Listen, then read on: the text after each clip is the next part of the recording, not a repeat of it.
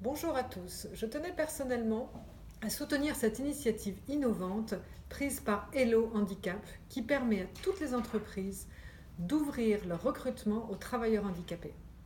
Je complète ainsi le haut patronage donné par le président de la République, Emmanuel Macron, et le soutien de la ministre du Travail, Muriel Pénicaud. Comme vous, les axes stratégiques de ma feuille de route font appel à l'innovation collective, et pas seulement interministérielle, afin qu'elle soit mise au service d'un avenir meilleur pour toutes les personnes en situation de handicap. Ouvrir l'emploi aux personnes handicapées est une opportunité pour l'entreprise de progresser dans sa politique de ressources humaines et managériale en amenant les individus et le collectif de travail à s'interroger sur leurs pratiques, à comprendre et à accepter de nouveaux repères. À ce titre, s'engager pour l'emploi des personnes handicapées doit être compris comme un levier pour une entreprise plus responsable, plus humaine, plus performante.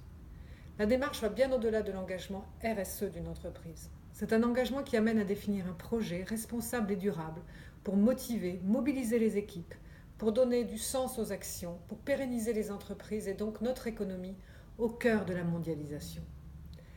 Le premier comité interministériel du handicap, CIH du quinquennat, qui s'est tenu le 20 septembre dernier, est le point de départ d'un engagement fort de l'ensemble des ministres au service de la priorité pour le quinquennat que constitue le handicap. Vivre avec un handicap au quotidien a été le fil rouge de ce comité. Il porte un axe stratégique de mobilisation centré sur l'emploi, accéder à un emploi et travailler comme les autres. Mes 5 objectifs sont les suivants. Mieux accompagner et sécuriser les transitions entre l'éducation nationale et l'emploi. Faciliter l'embauche et le maintien en emploi des personnes handicapées par les employeurs publics et privés, dont les TPE-PME. Rénover l'obligation d'emploi des travailleurs handicapés, la transformer en levier pour une entreprise plus humaine, plus responsable, plus performante. Augmenter le niveau de qualification des demandeurs d'emploi et des salariés handicapés. Enfin, réduire l'écart entre le taux de chômage des personnes handicapées et celui des personnes valides.